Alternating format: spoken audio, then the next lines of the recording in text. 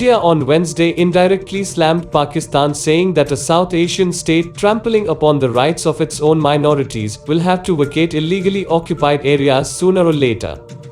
Ministry of External Affairs, MA Secretary Vikas Swarup said the only dispute left in what it alleged today as a disputed territory is its own illegal occupation of certain parts, which sooner or later it would have to vacate.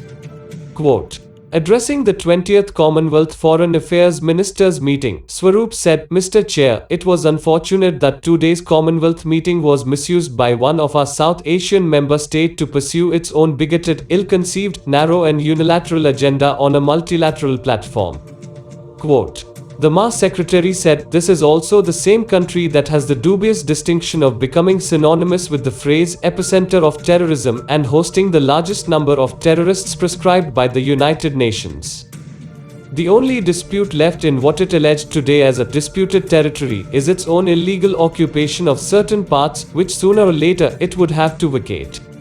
Quote, earlier, Pakistan Foreign Minister said, while the world remains preoccupied with the pandemic, a state in South Asia is targeting its religious minorities groups in order to foment division and hatred amongst community groups.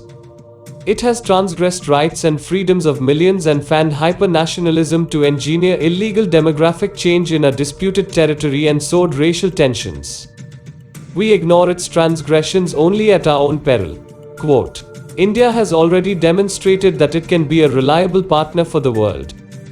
Despite being severely impacted, we have kept our supply chains open during this pandemic and supplied medicines and equipment to more than 150 countries.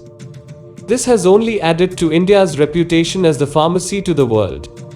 As we move towards the development of a COVID-19 vaccine, India, which accounts for 60% of global vaccine production, has already committed its vaccine production and delivery capacity to help the world in fighting this crisis, he said.